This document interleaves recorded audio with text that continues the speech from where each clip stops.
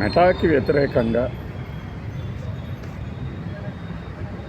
ఏ ప్రభుత్వం వ్యవహరించింది, లేకపోతే ఏ దేశాలు తమ చట్టాలని పటిష్టం చేసుకున్నాయి అనేది పక్కన పెడితే, ఈ మధ్యకాలంలో ప్రధానమంత్రి మోడీ గారి వీడియో ఒకటి ఫేస్బుక్లో కొంతకాలం అంటే కొంత సమయం డిలీట్ అయ్యి మళ్ళీ రిట్రైవ్ అయింది అన్నారు. దానికి కేంద్ర ప్రభుత్వం తీవ్రమైన ఆగ్రహం వ్యక్తం చేసింది. వ్యక్తం చేయడమే కాకుండా వాళ్ళ టీం మొత్తాన్ని పిలిపించుకుంది. జోయల్ కాప్లాన్ గ్లోబల్ చీఫ్, ఆయన సారీ చెప్పాడు. మెటా కేంద్ర ప్రభుత్వానికి, ముఖ్యంగా ప్రధానమంత్రి కార్యాలయానికి సారీ చెప్పింది అన్నట్లుగా ప్రచారం సాగింది. నిజంగా మీరు ఎక్కడైనా ఒక పబ్లిక్ స్టేట్మెంట్ చూసారా? కనపడదు మీకు ఎక్కడ కూడా. దీన్ని మనం కాఫీ బుక్ అందాం కాసేపు. కాఫీ బుక్లో పెట్టినటువంటి వీడియోని డిలీట్ చేశారు. ఎందుకు డిలీట్ చేశారు అంటే, రెస్ట్రిక్టెడ్ కంటెంట్ అయితేనే అట్లా చేయాల్సి వస్తుంది. కానీ మెటా కావచ్చు, టెలిగ్రామ్ కావచ్చు, ట్విట్టర్ కావచ్చు, వాట్సాప్ కావచ్చు, ఏదైనా సరే ప్రతి దేశంలో కొన్ని రూల్స్ ఉంటాయి. ఆ దేశంలోని రూల్స్కి అనుగుణంగా అవి పనిచేయాలా, లేకపోతే ప్రపంచవ్యాప్తంగా వర్తించే కొన్ని ప్రమాణాలకి అనుగుణంగా లోబడి ఈ సంస్థలు పనిచేస్తుంటాయి అనేది తేలాల్సిన సందర్భం ఇదనమాట. నేను చివరిలో చెప్తా మళ్ళీ ఈ కాఫీ బుక్ సీఈఓ నిజంగానే వాళ్ళకి సారీ చెప్పారా లేదా అనేది. కమ్యూనిటీ స్టాండర్డ్స్, గైడ్లైన్స్, ఇది ఏ సంస్థకు ఆ సంస్థ పెట్టుకుంటుంది. అదేదో ఒక 20-30 పేజీల డాక్యుమెంట్లో కూడా ఉంటుంది. ఎవడు చదవలేడు. మీ వీడియోనో నా వీడియోనో డిలీట్ చేస్తే మనం ఏం చేయలేం. మోడీ కాబట్టి ఆయన వీడియో ఆయన రిట్రైవ్ చేసేది, ప్రైమ్ మినిస్టర్ ఆఫ్ ఇండియా కాబట్టి. అదే ఆయన ప్రతిపక్ష నేత అయితే ఏం చేసేవాళ్ళం కాదు.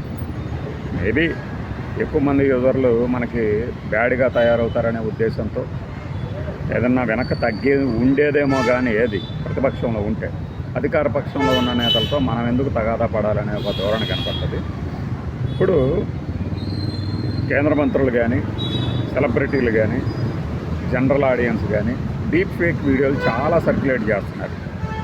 ఫేస్బుక్లో కావచ్చు, ఎక్కడైనా కావచ్చు, ఇన్స్టాగ్రామ్లో కావచ్చు. వాటిని తీసేయండి అని మనం ఒక కామెంట్ పెట్టినా, రిపోర్ట్ కొట్టినా మనల్ని విసిగిస్తాయే తప్పితే ఆ సంస్థలు అవి తీసేయవు. ఎందుకు అంటే పెయిడ్ ప్రోగ్రామ్స్ కొన్ని ఉంటాయి.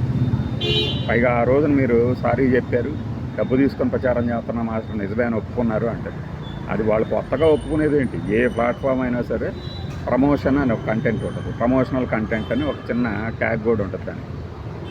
అంతెందుకు, ఒక పేరు పొందిన ఛానల్ తెలుగులో ఆ రావణ్ అనే వ్యక్తిని అరెస్ట్ చేసినప్పుడు అతనికి సంబంధించిన 2-3 స్టోరీలను అట్లానే డబ్బులు ఇచ్చి మరీ ప్రచారం చేసేది. ఎందుకంటే అవి స్ట్రీమ్ అవుతున్నప్పుడు మనకు కనపడుతుంది పక్కన పెయిడ్ ప్రచారం కలిగి ఉన్నది అని.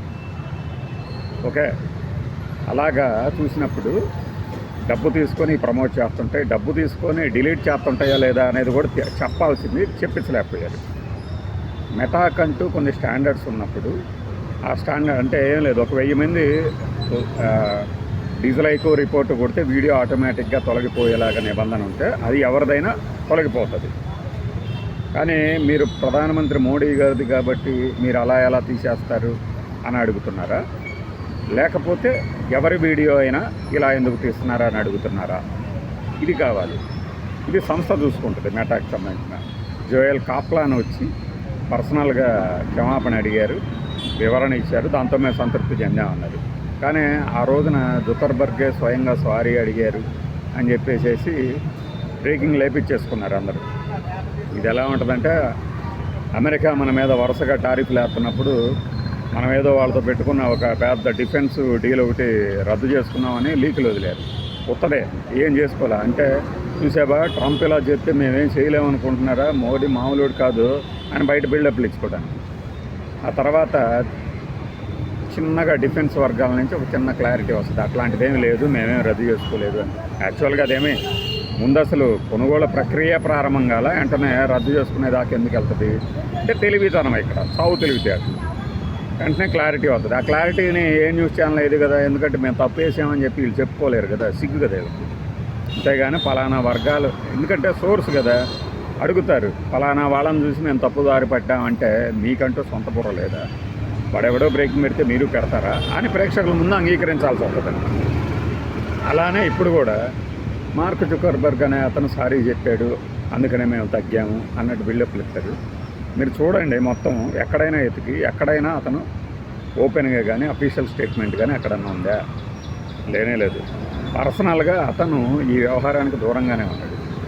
తన గ్లోబల్ టీముని అంటే వీళ్ళు పిలిపించారు 3 రోజుల్లో కనుక మీరు కనుక సారీ చెప్పకపోతే మీ సేఫ్ హార్బర్ ప్రొటెక్షన్ అంటే పబ్లిషర్గానే ఉంటారా, లేకపోతే మీ అంతటి మీరు ఒక స్వయం ప్రతిపత్తి కలిగినటువంటి ఒక సంస్థగా ఈ దేశంలో మన వ్యాపారం చేసుకుంటారా అనే ఒక ఇమ్యూనిటీని మేము తీసేస్తామని బెదిరించగానే వచ్చి వాళ్ళు ఇచ్చే వివరణ ఏదో వాళ్ళు ఇచ్చుకున్నారు, వెళ్ళిపోయారు. బయట ఈ పబ్లిసిటీ చూసారా? ఆయన వచ్చాడు, సారీ చెప్పాడు, కాళ్ళు పట్టుకున్నాడు. ఇవన్నీ దేనికి? ఇంత దేనికి? ఈవెన్ మెటా అయినా కూడా నాకు తెలిసి ఏంటంటే ఈ వ్యవహారం జరిగిన తర్వాత వాళ్ళు కూడా కక్షపూరిత పరిణామాలకు కనుక దిగితే ఎలా ఉంటుందంటే ఇకపై వీరికి వ్యతిరేకంగా ఉండే భావజాలాన్ని ఆటోమేటిక్గానే కాస్త ప్రచారం చేస్తారు. సో ఆ ప్రమాదాన్ని కూడా గమనించారు కాబట్టి అందుకనే ఇటువైపు నుంచి కూడా తగ్గుదల అనేది కనబడుతుంది.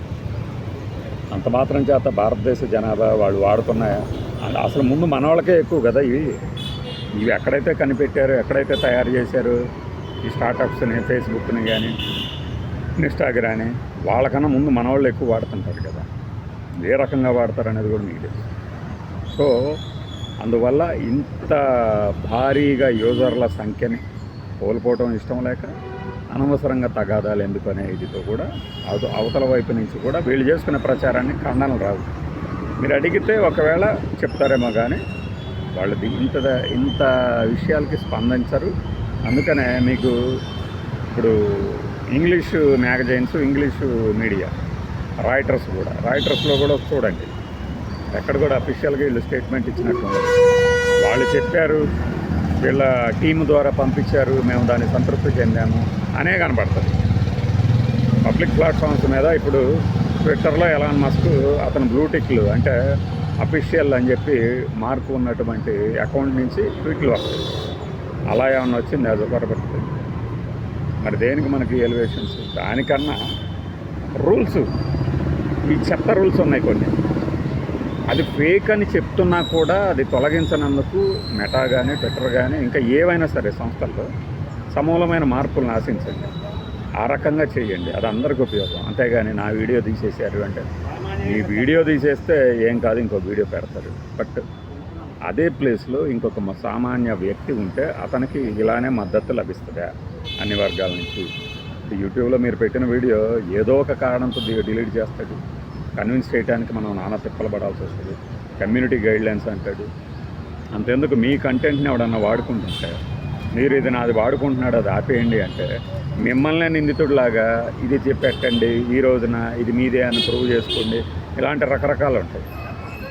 సో రూల్స్ అందరికీ వర్తించేలాగా మార్పించాలి.